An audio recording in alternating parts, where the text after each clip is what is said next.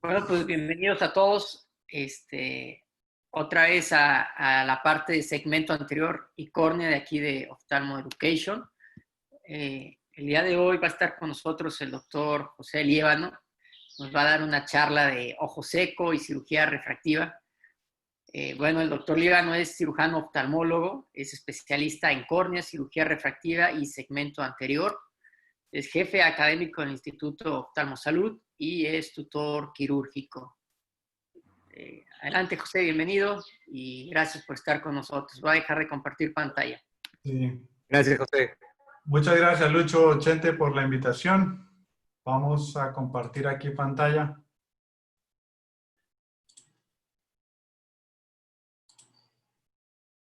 ¿Ahí se ve? Sí, perfecto. Espérate, yo acomodo Y esto. bueno, y antes de comenzar, les recuerdo a todos los participantes que por favor cierren sus micrófonos. Si tienen alguna duda, alguna pregunta, por favor háganlo en el chat. Y igualmente a las personas que nos ven por redes sociales, por favor escríbanos. Adelante, José. Listo. Muchas gracias a todos por asistir. Vamos a dar una charla relacionada con ojo seco y cirugía refractiva. Ya había habido una charla previa sobre ojo seco, entonces no me voy a detener en ciertos detalles sobre fisiopatología y de repente tratamiento, vamos a tocarlo un poco, pero quiero es enfocarme de repente en ciertos detalles que se presentan en ojo seco relacionados con pacientes post-LASIK o PRK o SMILE. Entonces, espérate, con la flechita ya. Entonces, pues ya llevamos bastantes años desde que empezó todo este proceso de la cirugía refractiva con láser. En Latinoamérica empezamos desde mucho antes que la FDA fuera la que aprobara este procedimiento en los Estados Unidos.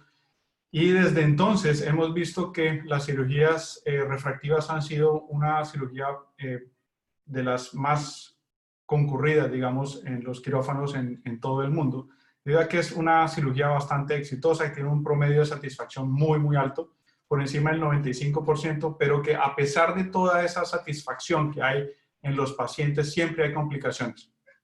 El ojo seco, pues, es una de las complicaciones más frecuentes que presentamos, que se presenta en estos pacientes con ojo seco.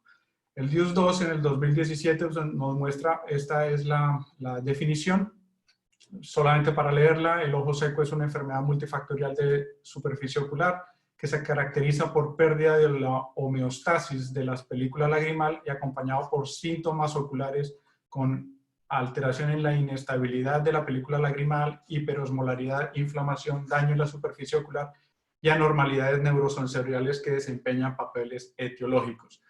Esto básicamente encubre o tiene un papel muy, muy importante en el entendimiento de lo que es el ojo seco. ¿Qué incidencia tenemos en los pacientes que tienen de ojo seco, que han tenido alguna cirugía refractiva? Generalmente la LASIK, PRK o el SMILE. Según los estudios, puede variar bastante, dependiendo de qué tipo de estudio tú estés observando, puede ir desde el 2-3%, incluso hasta el 48%. Vemos que la incidencia es bastante similar en el PRK, en el LASIK e incluso en el SMILE. Y Stevenson y colaboradores nos muestra en el año 98 que el PRK en pacientes entre los 3 y los 6 meses presentan hasta un 20% de ojo seco y que dentro de este grupo, incluso pacientes 12 años pues, pueden presentar de un 3% algo de resequedad. Albietz y colaboradores nos muestran este estudio.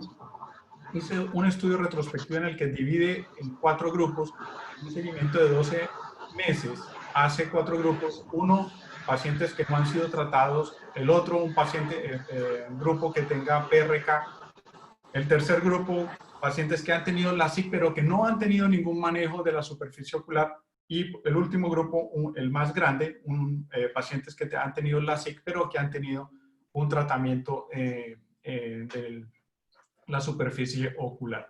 Entonces, qué tipo de manejo fue el que les dieron. Entonces, lubricantes, higiene, le dieron antiinflamatorios tópicos y tapones con indicaciones específicas. ¿Qué vieron? Que en aquellos pacientes en los que había manejo de la superficie ocular siempre presentaban una reducción significativa, de todas maneras, en los que no tenían tratamiento, tenían una reducción significativa de las células caliciformes, diferente a aquellos que sí tenían el tratamiento. Y que aquellos que tenían el tratamiento de manejo de la superficie ocular tenían mejores resultados refractivos en los meses 1, 3 y 9. ¿Ya? Perdón. G en el 2014 hizo otro estudio y este estudio es bastante importante en el punto en el que nos muestra que el LASIK, y algo que no habíamos de repente dilucidado en ese momento, era que el LASIK, los proceso cicatricial del LASIK era un poco más prolongado, de repente así él lo sugiere él en su estudio, un estudio de 22 ojos con un seguimiento de 12 meses y muestra los niveles del MMP9 que llega a un pico hasta de 2.7 veces al día 14, 2.7 veces por encima del nivel que ellos observan antes de la cirugía y que puede gradualmente ir reduciendo hasta 1.38 veces 12 meses después de la cirugía, lo cual sugiere que la cicatrización es mucho más prolongada de la que nosotros pensamos, razón por la cual los pacientes pudiesen tener una presencia o una síntomas de ojo seco por tiempos más prolongados. Osdamar, en el 99, hace un estudio también prospectivo de 16 ojos, 32 pacientes, en el que muestra la diferencia entre en pacientes que se les hace PRK y pacientes, o sea, PRK en un ojo, no cirugía en el ojo contralateral, y determina cuál es la diferencia en el tiempo de ruptura comparado en los dos ojos, viendo una diferencia bastante significativa y de la misma manera con el test de Schirmer. Entonces, ¿qué riesgos, qué factores de riesgo pudiesen existir en estos pacientes que han tenido o que van a tener cirugía refractiva? Entonces, es muy importante determinar si han tenido una presencia del ojo seco que ha sido diagnosticado preoperatoriamente. Hay que hacerles, es importante determinar cómo está el Schirmer test para determinar si hay una producción adecuada de lágrimas. La ruptura de la lágrima es muy, muy importante, determinar el BUD. Y la presencia o el uso, digamos, de lentes de contacto también es muy, muy importante porque eso nos puede determinar la presencia de citoquinas proinflamatorias en la superficie ocular. Recordemos que el lente de contacto, al ser un cuerpo extraño, entonces de todas maneras ese contacto va a producir un frote permanente que nos va a liberar estas sustancias proinflamatorias, generando además una disminución de la sensibilidad de la córnea. La presencia de enfermedades del colágeno, sea artritis reumatoidea, lupus, espondiloartropatías, que en general son consideradas contraindicaciones que son relativas. Alío en el año 2005 nos muestra que en uno de sus estudios de 42 pacientes, solamente 4 de esos 42 pacientes, correspondiente al 9.5%, tuvieron síntomas de ojo seco a los 6 meses después de la cirugía. De esta manera también hay otros estudios que nos muestran datos similares. Este estudio es un estudio bastante grande, hecho en Israel, en donde tomaron 25,000 ojos operados de LASIK entre el 2008 y el 2016. Estos pacientes, este estudio lo que hizo fue separar los pacientes dependiendo de si presentaban o no el ojo seco. Y la idea era determinar cuál era la motivación de ellos para realizar este estudio. La motivación que ellos los llevó es porque el el ojo seco después de una cirugía refractiva, incluso sin cirugía refractiva, es una enfermedad bastante incapacitante. Es algo que puede llevar a la persona a tener una claramente lo que están haciendo, falta de producción, llevarlo a una ansiedad bastante marcada, y lo comparan con la presencia, digamos, de angina moderada severa, con diálisis, incluso con migrañas severas. Entonces, la idea de hacer este estudio fue básicamente determinar cuáles eran los factores de riesgo. Dentro de los factores de riesgo, pues tomaron todos los pacientes que fueron incluidos en este estudio fueron pacientes que no tenían ningún tipo de antecedente, predisposición o algo que pudiese llevar hacia la presentación, digamos, de un ojo seco. Llama la atención en esta tabla la edad, ¿sí? Ojo seco es ligeramente más prominente, es significativo. El equivalente esférico, que es curioso que es menor, ya les explico. La presencia de PRK versus la SIC y la zona óptica. Esas son cosas importantes. Entonces, dentro de las cosas que ellos refieren es que a mayor edad, por supuesto, vamos a tener muchísimo más posibilidades de presentar ojo seco. Mujeres, sí, ahí lo muestran como un factor bastante de riesgo.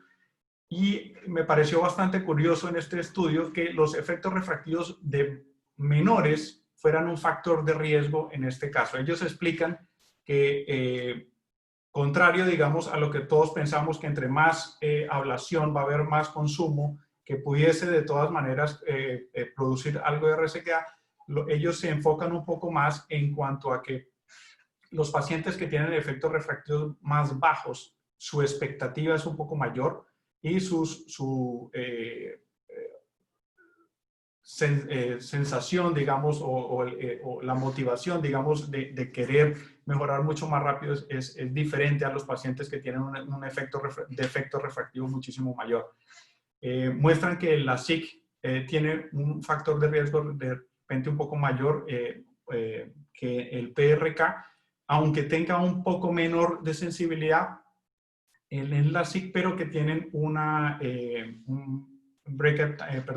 Schirmer muy similar al PRK.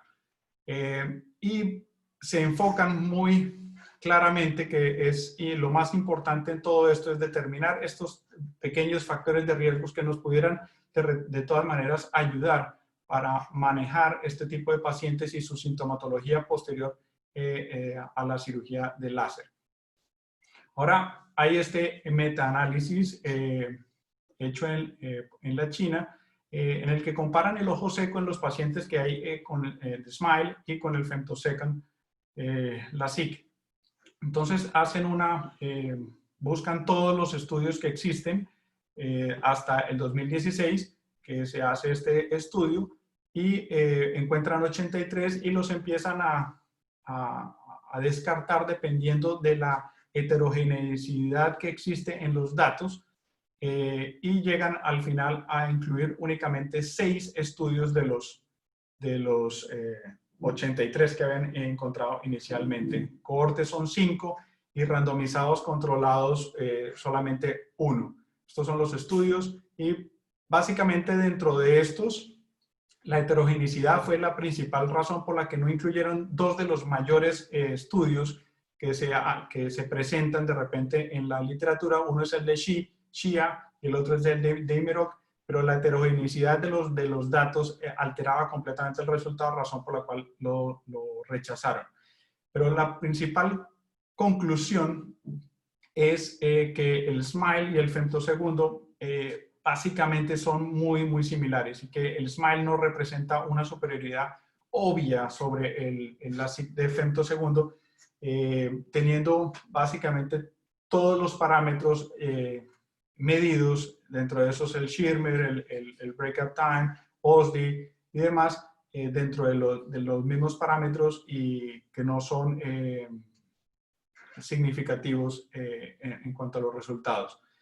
La única diferencia que había entre el SMILE y el femtosegundo es que el SMILE de repente tenía un OSDI ligeramente mejor que el femtosegundo, pero ellos explicaban que de repente la forma como las clínicas y entidades de salud abordan el SMILE sobre el femtosegundo es diferente. Lo dan como una producto, como una cirugía maravillosa. Entonces eso puede de repente influir de alguna manera la psicología de los pacientes. Ahora, hay otro estudio, un metaanálisis en el 2017, que no lo tengo acá, de Kobashi, que contradice un poco. Básicamente los resultados son lo mismo, solamente favorece al SMILE sobre el femtolasic por el OSDI, pero básicamente es exactamente igual. Ahora, incluí dentro de la presentación este estudio en el que me pareció importante porque dentro de la sintomatología que vemos en cada paciente en el día a día posoperado desde la SIC, siempre se quejan de alteraciones visuales, además de algunas personas que se quejan, digamos, de ardor, molestia, sensación de cuerpo extraño, etc. Y esta es la razón. Entonces, este es un estudio hecho en el Japón, en el 2018, en el que nos muestra cómo el astigmatismo irregular y aberraciones de alto orden se presenta en pacientes con ojo seco. Entonces, él tomó ya el equipo que él tenía, que es el Tomei, le incluyó un software nuevo y adaptó la situación para poder determinar cuáles eran los cambios de la superficie ocular en 10 segundos. Entonces, tomaba una foto cada segundo dentro de los siguientes 10 segundos. Entonces, en la foto, en la parte izquierda, en la parte A, vemos cómo la córnea va cambiando, pero mínimamente, y básicamente se mantiene muy, muy estable durante los 10 segundos. Todas las fotografías son muy, muy similares. El cuadro blanco lo que nos está mostrando son esos dos índices, que es el SRI y el SAI. El SRI es el Surface Regularity Index en azul y en rojo el Surface Asymmetry Index. Entonces, el estar los dos casi completamente planos lo que nos muestra es que la irregularidad en la córnea es básicamente nula y bastante estable durante todo ese proceso. En la figura B vemos cómo ha cambiado la forma de la córnea a medida que va pasando el tiempo, y de un segundo a otro vamos viendo cambios muy, muy importantes, viendo cómo hay elevaciones, cambios, irregularidades de manera brusca de un segundo a otro. Y vemos en el cuadro blanco que el SRI, el S y el SAI han cambiado de manera brusca y son completamente irregulares. Este estudio lo que nos mostraba básicamente era eso, nos quería mostrar cómo cambiaba la superficie ocular en pacientes que tenían ojo seco comparados con los normales.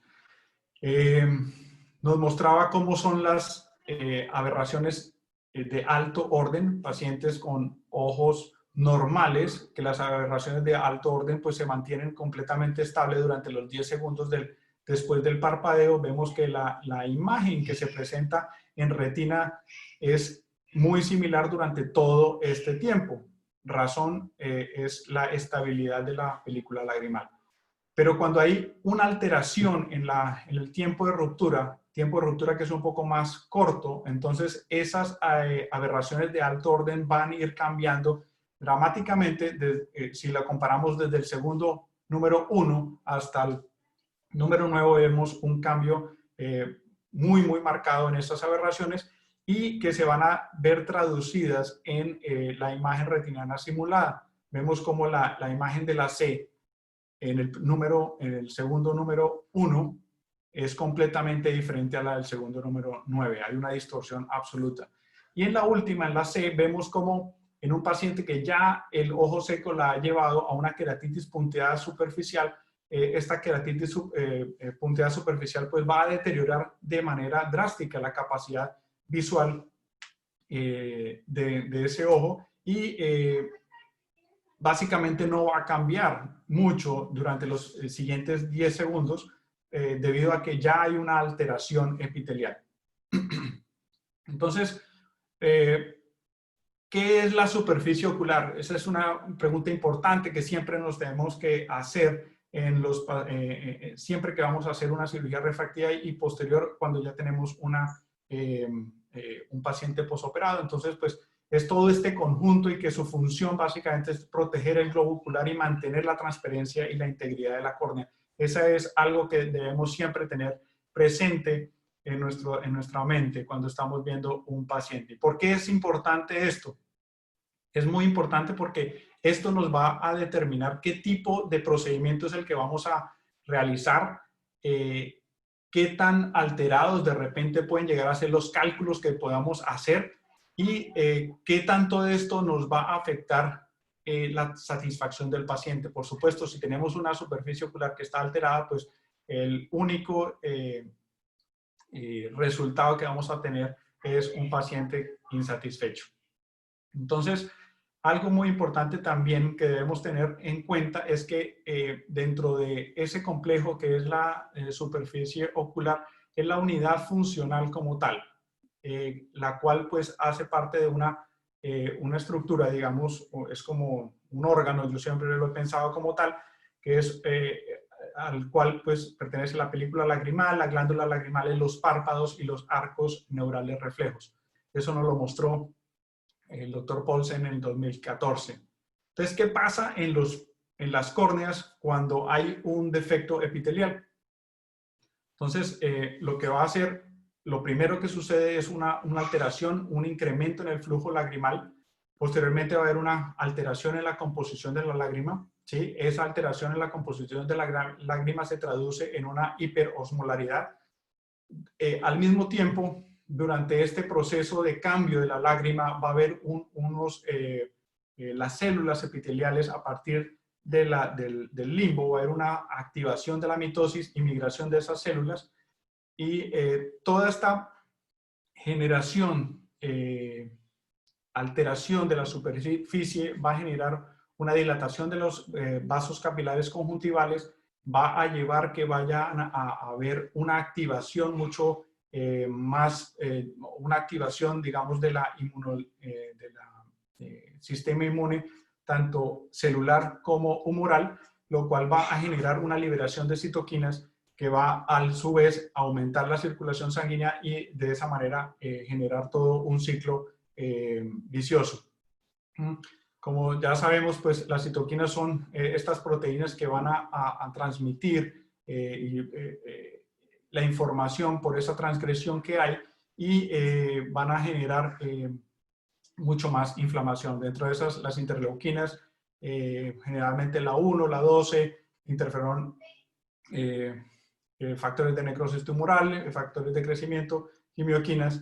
Y dentro de toda esta fisiopatología que, como ya les mencioné, no vamos a entrar tanto en detalle debido a que pues ya esto lo hemos mirado en detalle en otras charlas. Lo más importante a determinar es la presencia de la hiperosmolaridad de la película lagrimal, que esto es la clave y el centro de todo el proceso, debido a que pues esta cascada de eventos va a llevar a que se vaya a degenerar el epitelio y nos vaya a producir muchísima más descarga de citoquinas, alteraciones de las células caliciformes, alteración de la película lagrimal, alteración del epitelio y, por supuesto, esto va a terminar en los síntomas.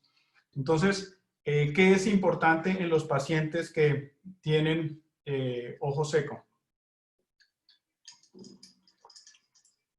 Muy importante es hacerles una muy buena anamnesis, ¿ya? Saber qué es lo que están presentando ellos en el día a día, cómo se está presentando ese ojo seco, en qué situaciones, qué tipo de dolor están presentando, si la visión borrosa es transitoria, si es en la mañana, si es al final del día. Todo ese tipo de detalles nos van a ayudar a poder dilucidar cuál es la situación de cada paciente en particular. Determinar cuáles son los antecedentes tanto oculares y en este caso si hay la cirugía refractiva o patológicos, digamos, procesos inflamatorios o enfermedades. Nosotros en la clínica siempre antes de que ingrese un paciente a la consulta, le hacemos este examen del OSDI, que es el Ocular Surface Disease Index. Es un cuestionario muy simple en el cual nos da una idea cómo se comporta en el día a día, en su día cotidiano, su ojo en diferentes actividades. Y esto nos da un score, una puntuación que nos va a ayudar a pensar cómo está la situación y el grado de severidad del paciente. Por supuesto, hay que examinar el paciente, determinar si hay alguna otra patología relacionada con su ojo seco, rosácea, sobre todo, que es bastante subdiagnosticada en nuestro medio. Explorar los párpados, si hay la posición de los párpados, si hay entropio, enectropio, entriquiasis y demás. La hiperlaxitud, sobre todo en personas obesas, eso es muy, muy importante para determinar. La presencia, la medición del menisco, si hay filamentos, la estabilidad de la película lagrimal con el BUT. Podemos determinar cuál es la característica más importante, digamos, de la lágrima, la que está más deficiente. Y para algo que nos puede ayudar muchísimo, pues son las tinciones, sean de fluoresceína o de rosa de Bengala. Como sabemos, la fluoresceína nos determina cómo está la calidad de la película lagrimal, el tiempo de ruptura. También nos muestra las áreas desepitelizadas en la córnea. Vemos cómo está la calidad, ¿sí? Y la rosa bengala, a diferencia de la fluoresceína, nos va a marcar, son zonas un poco más inflamadas y zonas en las que hay una disminución en la protección mucinosa del epitelio, sea conjuntival o corneano. Es muy útil esta rosa bengala. Hay pacientes que son muy, muy sintomáticos, en los cuales uno les hace una tinción de fluoresceína y no sale absolutamente nada, es absolutamente normal, pero son pacientes que son muy, muy sintomáticos y uno piensa, esta persona, pues, no sé qué pasa, está un problema psiquiátrico o algo. Si tienen la posibilidad de usar la rosa bengala, úsenla y generalmente van a encontrar una correlación directa entre lo que encuentren con la clínica del paciente. Nos va a mostrar unos hallazgos impresionantes y que generalmente no se ven con la fluoresceína. Entonces, todo este síndrome de ojo seco en los pacientes postoperados, en los que no son tan bien, van a alterar directamente lo que es la calidad de la visión.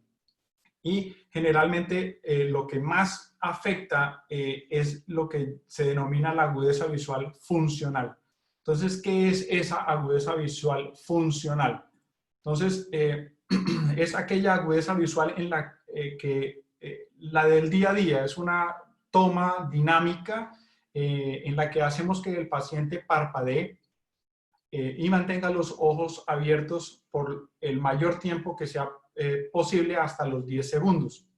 Entonces, durante ese tiempo podemos mirar cómo está la película lagrimal y mirar cómo, en qué momento se rompe la película lagrimal, en qué momento aparecen los síntomas y en qué momento se disminuye la capacidad visual, la calidad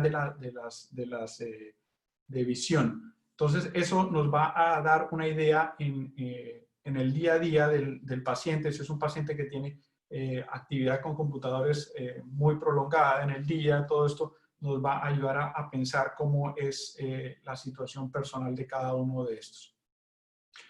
Este es otro metaanálisis que básicamente lo traigo aquí a colación, es porque nos muestra qué tan importante fue la posición, digamos, del hinge en este estudio. Nos mostraba que la posición horizontal pues iba a mejorar significativamente el tiempo de ruptura con la tinción de fluoresceína, pero que generalmente era únicamente durante los primeros 3 meses, pero que a los 6 meses igual se iba a mejorar. Entonces, medir volvemos a lo de la agudeza visual funcional, es muy importante para tratar de entender y compenetrarnos un poco más con las quejas de los pacientes. tenemos que saber que estos pacientes ya cuando tienen un ojo seco muy marcado en el que ya hay algo de resequedad y de queratitis, van a tener una frecuencia de parpadeo mucho más pronunciada, ¿ya? Este estudio es muy interesante. Este estudio fue en el 2008 y Levinson y colaboradores nos muestran cuál es la principal razón de remisión al servicio de córnea en el Wills Eye Institute. Y nos muestra que el 55% de los pacientes son referidos por ojo seco. No es porque haya ectasia ni porque haya un crecimiento intraepitelial, sino principalmente por el ojo seco. Y también nos muestra que hasta un 23% de los pacientes después de la cirugía de láser, dentro de los primeros mes a los 6 meses pueden presentar ojo seco y durante el primeros año y 2, incluso un 62% de los pacientes van a tener algo de ojo seco. Me llama mucho la atención que en este estudio nos muestra que a los 5 o 7 años puede haber hasta un 10% y a los 7 años hasta un 7%. Es bastante alto. Entonces, ¿qué cambios pueden haber en la superficie ocular durante este proceso postoperatorio de la SIC con ojo seco? Entonces pueden haber alteraciones tanto en la paquimetría, aberraciones, elevaciones y calidad visual. ¿Sí?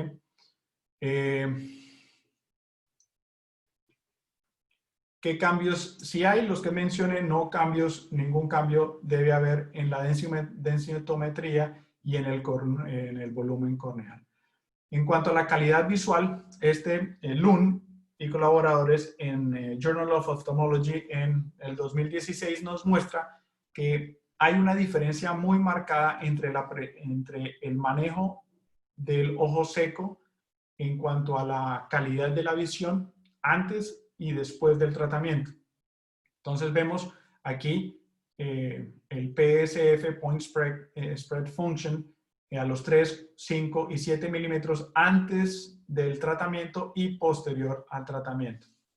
Entonces, vemos que después del tratamiento es mucho más concentrada esa luz, el Point Spread Function, lo que nos va a determinar que la calidad visual es superior y que hay un mejor contraste. También nos muestra Lund que puede haber aberraciones cromáticas por la desecación del ojo de manera irregular. La distribución asimétrica de la película lagrimal va a hacer que la córnea sea irregular, lo cual va a hacer que pues, se generen aberraciones cromáticas, y no solo cromáticas, sino también esféricas. Debido a que esa desecación, si pasa en la parte central, pues va a hacer que la prolaticidad de la córnea se disminuya aún más, llevando a inducción de aberraciones esféricas positivas, alterando y afectando directamente la calidad visual, tanto diurna como nocturna. ¿Sí? Nos muestra antes y después cómo se comportan las aberraciones de alto orden, viendo claramente cómo hay una mejoría significativa en los cambios, en las aberraciones de alto orden en pacientes ya tratados de ojo seco. Cambios en la elevación también son importantes. Con y después del tratamiento hay una disminución que son claramente notados en estas pruebas, mostrando que la distribución irregular de la lágrima en paciente con ojo seco crea pues un efecto en las propiedades y va a producir un light scattering y haciendo que las elevaciones se alteren, pero que afortunadamente son situaciones que son completamente reversibles con un tratamiento médico del ojo seco. Entonces, en un estudio iraquí en el 2017 nos muestran claramente que en pacientes que tienen ojo seco va a haber una alteración también de la paquimetría con una muestra significativa, mostrando que hay una desecación crónica llevando a mediados inflamatorios y un adelgazamiento corneal que de todas maneras es reversible después del tratamiento médico. Entonces, ya teniendo toda esta información, es importante determinar Primero, antes de la cirugía, hay que hacer toda la evaluación, determinar cuáles son los factores de riesgo de cada paciente, mirar cuáles son las situaciones específicas de ocupación. Sabemos que así se hagan la cirugía van a tener la mayoría de los pacientes una mejoría entre los 6 y los 12 meses. Vamos a necesitar sí o sí una lubricación, preferiblemente sin preservantes, para poder mantenerlos de manera crónica en los ojos. Sabemos que el preservante puede generar cierta toxicidad sobre el epitelio. Los tapones son bastante útiles. Tuve la oportunidad de usarlos de manera regular en muchísimos pacientes y estos pacientes siempre van a tener un beneficio muy importante en la calidad visual y se va a traducir, por supuesto, en menos quejas en los posoperatorios siguientes. Generalmente, en estos pacientes que hay factores de riesgo, pues se recomienda el uso de ciclosporina mantenida, usada previa a la cirugía, 2 semanas previas a la cirugía, para que tenga tiempo para la mejoría, digamos, el accionar de la ciclosporina. Sabemos que es de tiempo retardado y de esa manera lo continuamos en el postoperatorio para mejorar la calidad y la cantidad de lágrimas producidas. Si hay casos en los que haya una disfunción de las glándulas de meiomio, pues usamos las tetraciclinas, la higiene. El omega 3 y el 6 es algo bastante discutido. En una charla que tuvimos previa de Ojo Seco se hizo el comentario.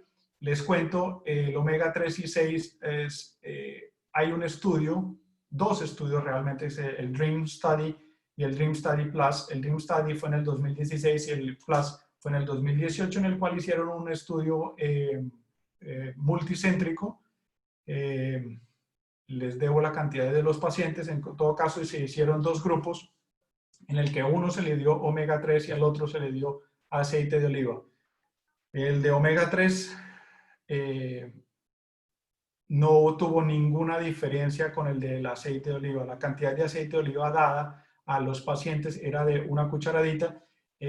Los detractores del estudio dijeron que el aceite de oliva era muy benéfico para el ojo seco, pero los del estudio hicieron su contraparte en el estudio en el 2018, cambiando esta situación, demostrando una vez más que el omega 3 no tiene un efecto importante sobre el manejo del ojo seco, sea postquirúrgico o no. Y el suero odontólogo, por supuesto, dependiendo de las circunstancias en que tengamos cada paciente. Tacrolimus, me encanta el tacrolimus, el jefe sabe eso, pero en los pacientes posoperados de tacrolimus, de LASIK, no uso mucho el tacrolimus debido a que el tacrolimus, aunque es 20-30 veces más poderoso que la ciclosporina con efectos excelentes en la sintomatología, de todas maneras es aceitoso. Y en pacientes que vienen ya con un posoperatorio de LASIK, en los que ya tienen algo de visión borrosa e incomodidad, colocarles un tacrolimus pudiese ser de repente contraproducente y se van a sentir un poco más incómodos. Por supuesto, también están los secretagogos, los pacientes, el uso de antiinflamatorios esteroideos y aquellos tópicos antagonistas, medicaciones antagonistas de la LFA1, como el Liftegras, que no tenemos a disposición aquí en Latinoamérica, al menos en Perú. Para los que no se acuerdan, la LFA1 es una integrina y esta integrina está puesta en los linfocitos. Y estos linfocitos se adhieren a un receptor que está pegado al endotelio de los vasos sanguíneos. Este receptor se llama el ICAM. Entonces, este LFA1 va a pegarse al ICAM y lo que va a hacer es jalar los linfocitos, sacarlos de los vasos sanguíneos para meterlos al tejido donde se encuentra la lesión. Entonces, al bloquear esta situación, impedimos que los linfocitos lleguen, por ende, disminuimos la producción de citoquinas. Entonces, dentro de los mecanismos propuestos del ojo seco en todos estos estudios, son básicamente 4. Uno, pues es el daño iatrogénico en los nervios corneales debido a la ablación. Wilson nos dice que hay una epiteliopatía neurotrófica debido a que hay una alteración por el corte que se produce, que incluso puede llegar a presentarse algo de queratitis punteada superficial que se puede teñir con rosa de Bengala. También nos muestra que el PRK también produce una inflamación, pero es una inflamación retrógrada de los nervios corneanos, razón por la cual también se demora en regularizar la superficie, la epiteliopatía, la regularización del epitelio puede llegar a ser un poco más tardía en el PRK. También el cambio de la forma de la córnea nos puede llevar a que haya una distribución anómala de la lágrima. Razón es que la relación entre el párpado y la córnea, al haber una alteración en la forma, entonces ya esa parpadeo no es de la misma manera y entonces la distribución va a hacerse de manera errática. La alteración de la unidad funcional lagrimal, como les había mencionado, la presencia de citoquinas, inflamación, la apoptosis que se presenta en la interfase generalmente de los pacientes con posoperados de la SIC y que llevan a una diferenciación de fibroblastos. Y por último, el daño de las células caliciformes que se piensa que es causado por el anillo de succión. Entonces, en conclusión y por último, tenemos que todos estos síntomas y signos del ojo seco están presentes en cualquier procedimiento quirúrgico que tengamos, sea la SIC, femtolasic, PRK o SMILE. Algunos estudios nos muestran que es uno un poco más que el otro, pero en general a los 3 a 6 meses todos se igualan, ¿sí? Es importante determinar cuáles son los factores prequirúrgicos para poder de esa manera tener un tratamiento profiláctico en estos pacientes y de repente anticiparnos a ese ojo seco que podemos tener posteriores a la cirugía. Determinar cuáles son los candidatos ideales para la cirugía refractiva, eso es muy, muy importante. Saber que de todas maneras así hagamos todos los protocolos y todas las investigaciones prequirúrgicas, vamos a tener un pequeño porcentaje que va a tener un ojo seco crónico y que debemos manejar de manera crónica, ¿sí? Y que el manejo adecuado pre y postquirúrgico siempre nos va a llevar a que la satisfacción del paciente sea lo más alta posible. Muchas gracias. Se durmieron todos. Perfecto. Gracias, José. Excelente revisión, ¿eh? Muy bueno. Oye, preguntas de aquí, varias. Dímelo. ¿Sí? Estoy Primero,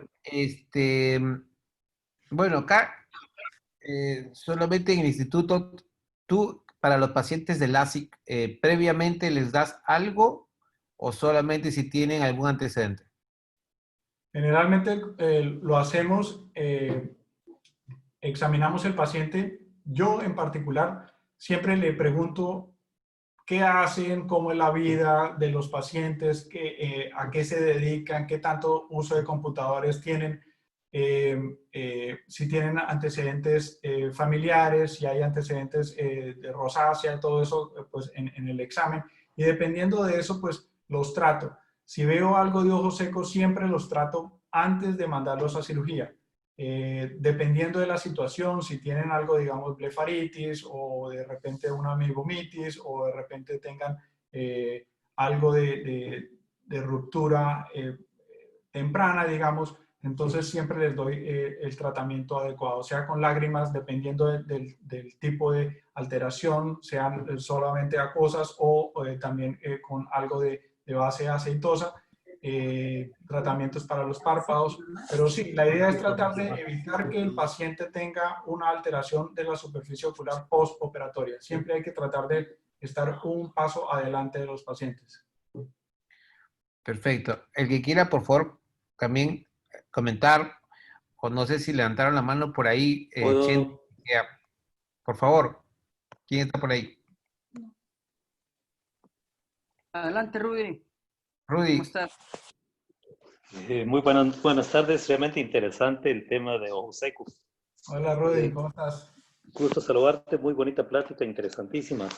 Y creo que uno de los problemas mayores que tenemos con LASIK es precisamente el problema de ojo seco.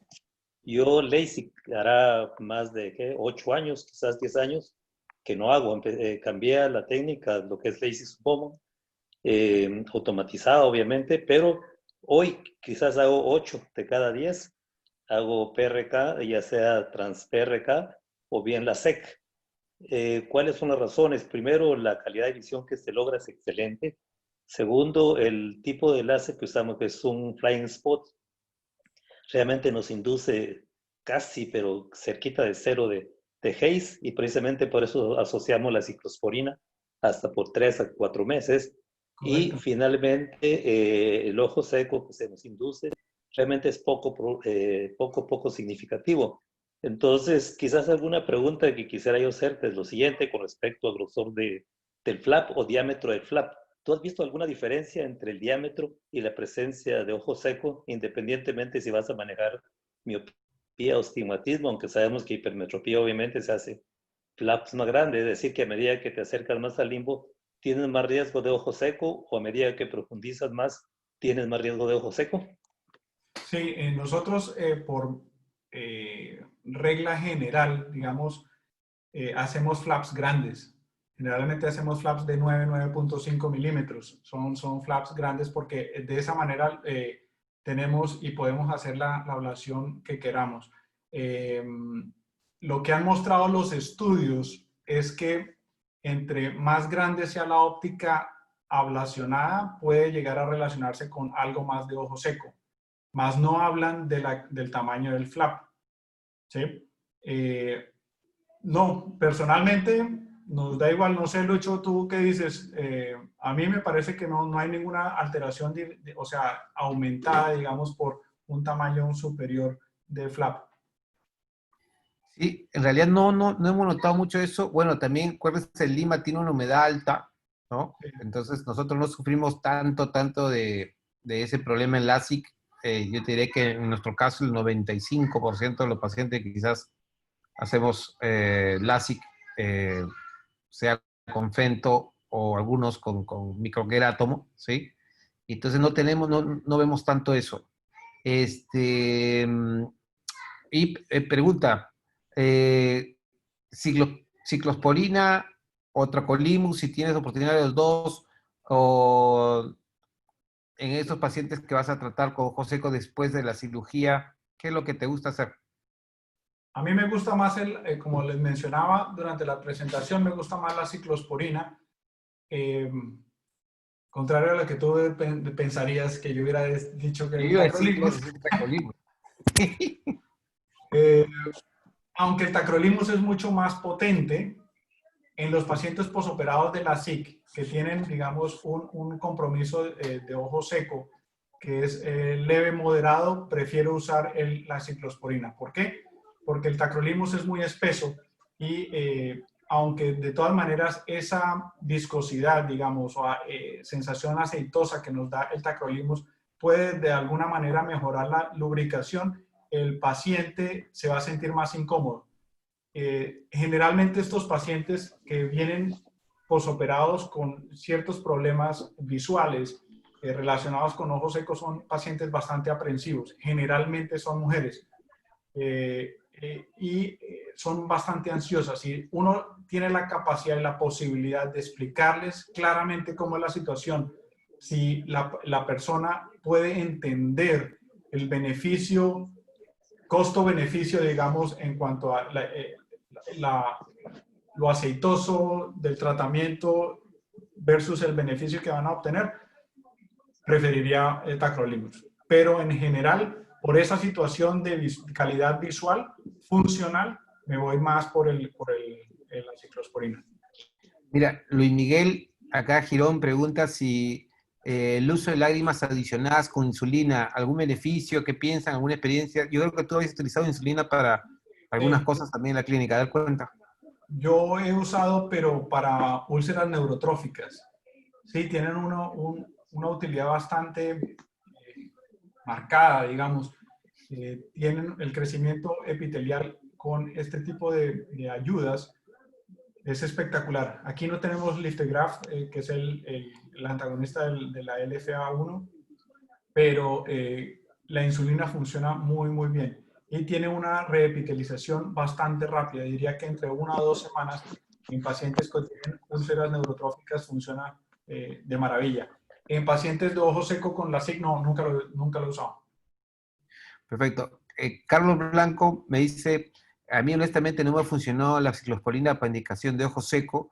Mira, la verdad, yo te digo, alguna vez estos pacientes que ya tienen o ciertas lesiones leves, una queratitis, o con quejas francamente del ojo seco, al principio no van a sentir, por lo menos ellos, un beneficio directo de la ciclosporina. Usualmente demora unas 2 semanas en actuar, ¿sí?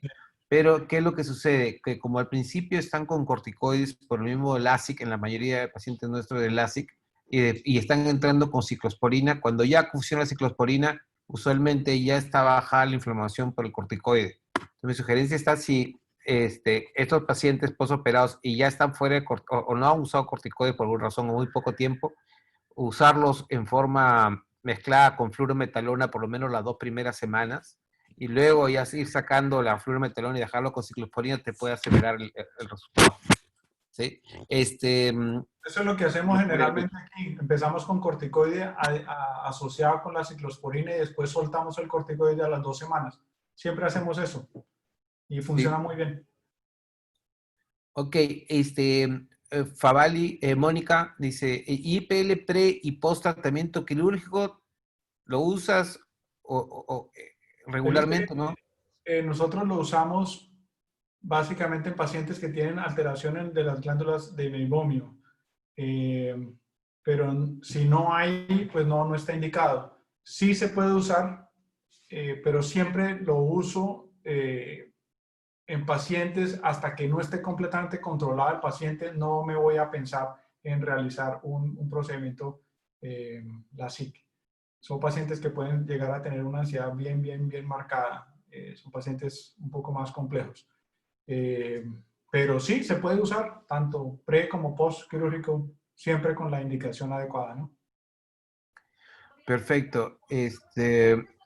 Bueno, ahí te celebra tu revisión, de verdad, sí, es una revisión, pero de artículo buenísimo. ¿Sí? El uso de complemento con vitamina C y D, ¿algún beneficio? En términos generales, la vitamina C la usamos como antiinflamatorio, como para evitar el melting y alteraciones en la córnea. Puede ayudar bastante, digamos, en algo en los pacientes que tienen ojo seco, pero no lo damos nosotros de manera regular, a menos que haya una alteración de la superficie ocular bien marcada. Pero en ojo seco normal, nosotros no, o sea, yo no lo doy. ¿Tú lo das? No, en general no. No. A menos que haya una situación mucho más complicada, digamos, un melting, ahí sí damos eso junto con la doxiciclina, ¿ya? Para complementar. Exacto. El doctor Waldo Loaiza, Waldola, dice, en mayores también se recomendaría PRK para producir menos ojo seco. ¿Tú eres fan de PRK, más fan de LASIK? Y en personas sobre todo mayores, ¿qué es lo que haces tú? Me gusta más el LASIK. En términos generales, me gusta más el LASIK. En personas jóvenes, personas mayores, generalmente tienen una recuperación mucho más rápida. Un PRK en una persona mayor es mucho más compleja. No me gusta más el LASIK. Y pues los estudios han mostrado eso. En el PRK, digamos, en personas mayores tiende a haber una recuperación un poquito más tardía. La remodelación del epitelio y la forma como la superficie en general ocular se manifiesta es un poquito diferente. Pienso que les va mejor a estos pacientes con el LASIK. Perfecto. Otra pregunta. Richard Rottenbach, espero que te haya pronunciado bien tu apellido, dice, buenas tardes, ¿podría por favor explicar a qué te refieres con inflamación retrógrada retrógrada en el PRK. Sí, en ese estudio, el doctor, uy, se me olvidó cuál era. Lo que ellos mencionaban era que la razón por la cual no había una epitelización adecuada y una remodelación del epitelio de manera perfecta en el PRK en algunas ocasiones era porque el láser como tal, la ablación producía una inflamación de los moñitos, ¿cómo llaman ustedes? De los puntos de corte, digamos, de las puntas de las terminales nerviosas de la córnea, ¿sí? Se producía una inflamación ahí y que de esa manera generaba algo de inflamación hacia la terminal nerviosa.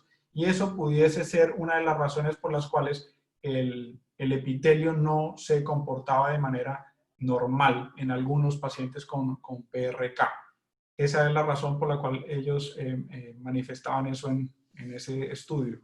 Me pareció interesante porque sí vemos que hay pacientes que tienen el PRK, así esté todo perfecto, el epitelio no se comporta y no cicatriza y no se remodela de manera tan rápida como quisiéramos. No es en todos, es en unos, ¿no? Un secretario tópico, ¿cuál sería? Yo creo que no ¿Ok? utilizo. Secretagogo, ¿tú utilizas alguno? No, no tenemos ninguno aquí en Latinoamérica, no tenemos Usualmente, si no recuerdo bien, y si no, por favor, alguien corrija, te estás refiriendo más a tipos pilocarpina, supongo yo, ¿sí? Pero por toxicidad no, pero a menos que haya otro, Susana, si puedes, escríbenos alguna cosa que tú estés Mira, usando o algo, o si quieres, toma el micrófono, por favor. Yo no tengo experiencia con eso. Pedro quiere hacer unos comentarios ahí. Pero, por favor, estás por aquí, qué gusto. Hola, buenas tardes, Lucho. Hola, Hola. José Hola, Ricardo. Pedro, ¿cómo estás? Muy buena toda la información. Quería hacer un comentario, un primer comentario con relación a las pruebas diagnósticas en ojo seco. Y yo creo que eso es importante porque el DIUS-2 nos dio una gran información con relación al rendimiento de las pruebas y en general todas las pruebas que hacemos en la lámpara de hendidura tienen mal rendimiento. La sensibilidad en general del test de Schirmer y todas las tinciones está alrededor del 30-33%. O sea, quiere decir que de 3 pacientes que evaluamos y le hacemos todas las tinciones, estas pruebas solamente diagnostican 1 de cada 3 pacientes. Uno a veces se puede equivocar evaluando un paciente en la lámpara de hendidura y creyendo que las tinciones están normales, pero puede que esos pacientes sean pues falsos negativos, que tengan algún tipo de alteración porque nosotros no controlamos, por ejemplo, en el tiempo de la ruptura no sabemos qué concentración estamos utilizando de fluoresceína, no estamos utilizando realmente un timer que mida el tiempo de acuerdo para saber el tiempo exacto de ruptura de la película. Entonces, son pruebas muy subjetivas y sin duda las dos pruebas que tienen mejor rendimiento con sensibilidad y especificidades arriba del 90% son los cuestionarios validados y la osmolaridad. Son las dos únicas pruebas con las que uno realmente puede tener una seguridad en el diagnóstico. Entonces, eso es importante con relación al diagnóstico. Y lo otro que se ha discutido también, y el segundo comentario era con relación a la pérdida o la lesión de los nervios con las técnicas superficiales o las técnicas laminares.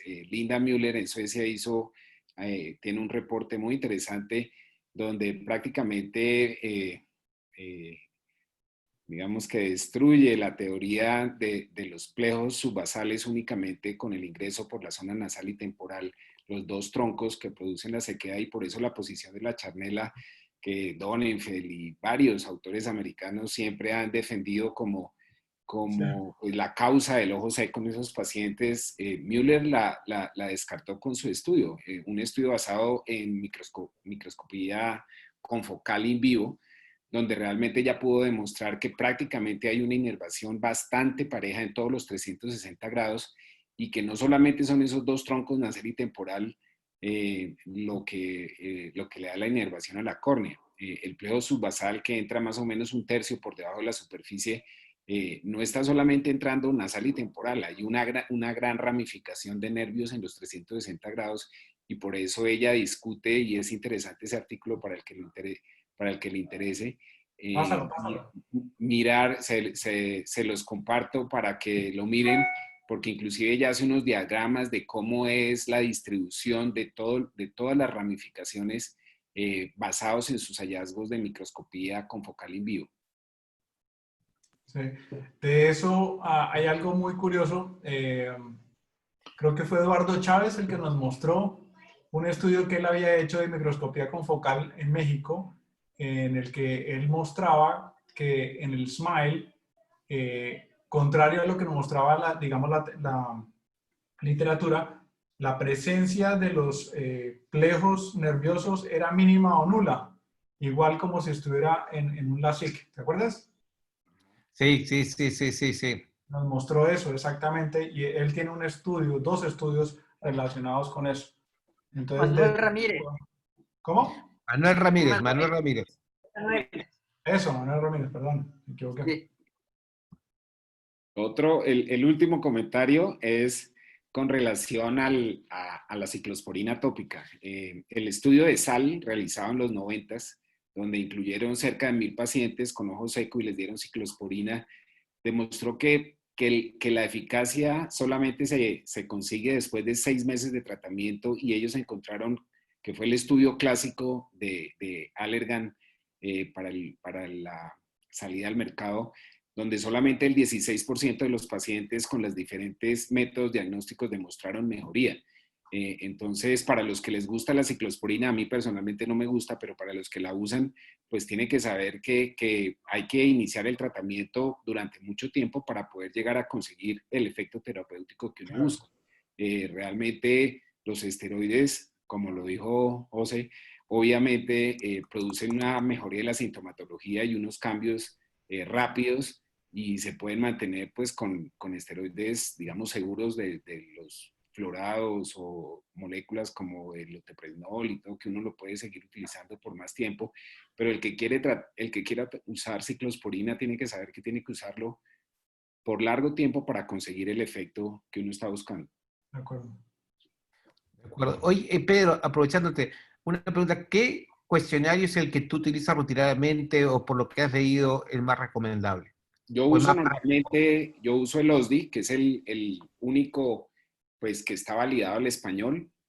Recientemente la doctora Ana Gallor y un grupo de Córnea de México, del Conde Valenciana y de APEC, validaron el BQI, que es otro cuestionario que es más corto, pero yo uso normalmente en la consulta y se lo hago a todos los pacientes el OSDI. Me sirve para diagnóstico, lo tengo muy en cuenta, y me sirve para seguimiento, porque normalmente yo le hago a los pacientes el OSDI en la primera consulta y después de darle el tratamiento al mes vuelvo y hago, y tengo ahí un par de trabajos donde se demuestra evidentemente el cambio, y pienso que es una herramienta muy importante y tiene como prueba diagnóstica un rendimiento muy bueno, y es otra además de las sugerencias, de las recomendaciones del DIUS-2, ¿no? Que el diagnóstico de ojo seco, pues no solamente por lo que hablamos del rendimiento de las pruebas, debe estar basado en la osmolaridad y en un cuestionario validado, que son los que tienen mejor rendimiento como pruebas diagnósticas. Estamos de acuerdo. Ahí un comentario nomás, en exámenes, oye, a nosotros nos fue mal con osmolaridad, ¿sí? Y te digo, hicimos de todo. Tanto así que hacíamos por repetir. Yo hablé con la compañía y les dije sinceramente, oigan, ¿saben qué? Yo no consigo esos números, hago lo que hago, no. Bueno, y me recomendaron que se repita 3 veces en el mismo ojo del paciente la prueba, ¿no? Eso pues ya sale también del punto de vista económico no manejable, ¿no? Y le pregunté por qué, porque justamente la variabilidad, ¿sí?, es la que te demuestra la alteración de la película lagrimal. Entonces, cuando yo pregunté a la persona que se maneja la parte clínica de la compañía, me dijeron que sí, que que ellos habían visto que la idea es repetir 3 veces la prueba, o sea, 3 cartuchos diferentes, No, en sí, el mismo ojo, por cada paciente, sí. para tener un valor más o menos ahí, ¿no? Tremendo. Entonces, pero como mencionabas, también no hay ningún examen sólido. Utilizamos también el queratografo, el 5M, y realmente sí es bonito para el paciente, pero no nos da un resultado sólido de exámenes. No sé si alguien más pueda comentarnos, o mío Pedro, de algún examen que sea más para, o sea, que puedan creer más en esos exámenes. Pues depende de lo que uno quisiera medir. O sea, si uno, por ejemplo, quisiera medir inflamación, que básicamente, pues el ojo seco es inflamación, Sí. la cuantificación de la MMP9 es una prueba, pues, muy fuerte porque tiene un rendimiento muy alto y desafortunadamente, pues nosotros aquí en Colombia no la tenemos disponible. En los Estados Unidos se usa pues bastante bien, casi que de rutina en muchos centros de ojo seco se utiliza y sirve mucho para la parte, digamos, de investigación, pero desde el punto de vista clínico, yo pienso y soy un convencido pues que uno tiene que ser práctico y uno no puede convertir la consulta de ojo seco pues en un laboratorio de superficie ocular y hacer 10, 15 pruebas, porque eso ningún paciente lo puede hacer y ningún seguro lo cubre y me parece que no da tanta información ni se necesita para nuestro diagnóstico.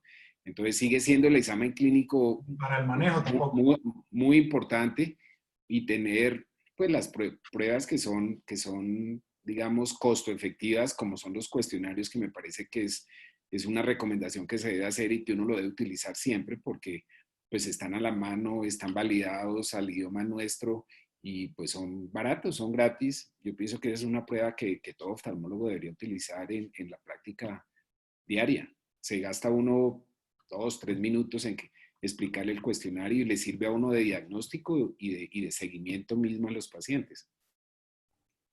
Muchos de los autores están completamente de acuerdo con esa posición y dicen que básicamente el tener tantos laboratorios, tantas ayudas diagnósticas para el ojo seco realmente no nos están aportando absolutamente nada más de lo que ya sabemos en la clínica. O sea, no va a cambiar tu posición de tratamiento si tienes una o la otra. Básicamente en esto la clínica pienso yo que es un poco más importante que los tratamientos, que los laboratorios clínicos en general. Simplemente son un marcadores, ¿no? Pienso yo. ¿Qué opinas? Gracias. Sí, sí, oye, gracias. No, igual. Yo pienso que esto se va a enriquecer un poquito más justamente con estos marcadores, ir midiendo más que cantidad de lágrima, ¿sí? Ir midiendo justamente el factor inflamatorio en estos pacientes que son con ojo seco más moderados a severos, ¿sí? Justo la misma compañía está sacando en el mismo cartucho dos marcadores de inflamación basados en la misma forma de tomarlo un poco de lágrima directamente y salía el valor en forma objetiva, ¿estamos? Así que eso estábamos. ¿Utilizas algún cambio en la ciclosporina, José? En las preguntas aquí, Dino Aterino dice, si utiliza ciclosporina, él utiliza ciclosporina 0.05, que más tolerable en sus pacientes. Sí, generalmente si usamos en 0.05. También podemos llegar a usarlo en 0.1, pero más que eso es el tipo de ciclosporina. Generalmente nos gusta más la ciclosporina que no tiene preservantes, porque hay una en el mercado, que para no decir nombres, genera muchísimo escozor, molestia, irritación en los pacientes. Entonces, no he hecho un estudio al respecto, pero sí, a términos generales, casi 1 de cada 4 pacientes se queja muchísimo de ese tipo de medicamento como tal. Pero la que tenemos generalmente a disposición es 0.05% y va bastante bien. La 0.1, por supuesto, es un poquito mejor. Tiene algo más de sintomatología, digamos, de sensación de quemazón. Oye, hay una sensación que yo también le he tenido aquí, que están comentando Carlos Blanco y Rudy Gutiérrez, de que el ASIC da más ojo seco que un PRK, ¿ya? En general, pero, o sea, y yo he tenido la misma sensación, sobre todo en pacientes adultos, ¿sí? Que hacemos el ASIC post lentes multifocales, los pacientes que se quejan que no han llegado a buena visión y les hacemos post lentes multifocales, se ve un poco más de ojo seco, pero en general, de toda la revisión que has hecho tú, ¿sí? El efecto comparativo entre PRK y la SIC, o sea, de acuerdo, basémonos ya no solamente en cada uno lo que siente, ¿sí? Pero lo que has leído, ¿qué hay de cierto? Según los metaanálisis es igual. O sea, sí puede haber alguna diferencia mínima, pero no es estadísticamente significativa. Perfecto. O sea, entiendo los comentarios porque muy probablemente yo también siento lo mismo. Pero lo que dice la literatura en los metaanálisis es que en general es igual. Incluso es tanto así que, digamos, en situaciones críticas, digamos, de pacientes que tienen contraindicaciones relativas como enfermedades del colágeno, lo que se indica es un LASIK y no un PRK. Mira, Por aquí hay ejemplo. preguntas con relación al queratograph.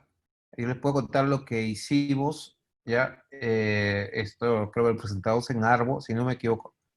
Fueron en 2 lugares que presentamos correlación justamente clínica de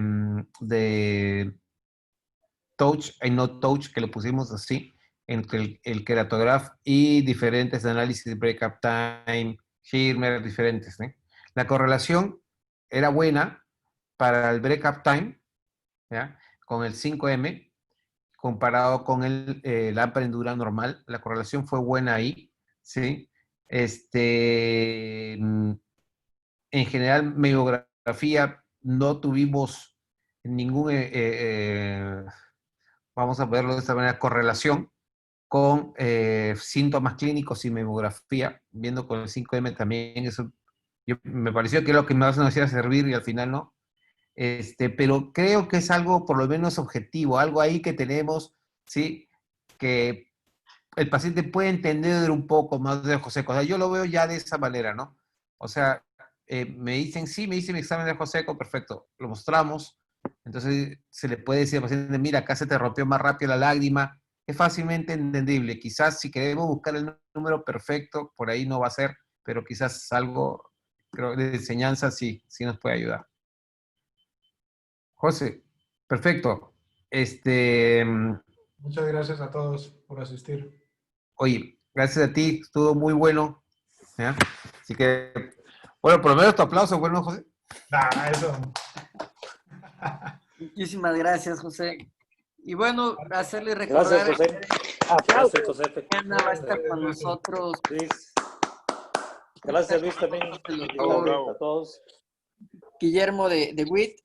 Él es médico adscrito del servicio de córnea de la PEC, del Instituto para Evitar la Ceguera ahí de México, que nos va a hablar Isaac, alto riesgo, igual misma hora, día de mañana, martes. No se lo vayan a perder. Nos vemos a esa hora. Perfecto. Feliz tarde a Gracias. todos. Muchas gracias. Chao. Gracias a todos. Gracias a todos. Bye, Luis. Bye, Luis. Bueno, gracias. Chao, José, Lucho, Vicente. Adiós, Muchas gracias. José. Gracias. Feliz Gracias, tarde, José, José. por la charla. Chao, gracias. Gracias, José. Feliz tarde. Chao, gracias.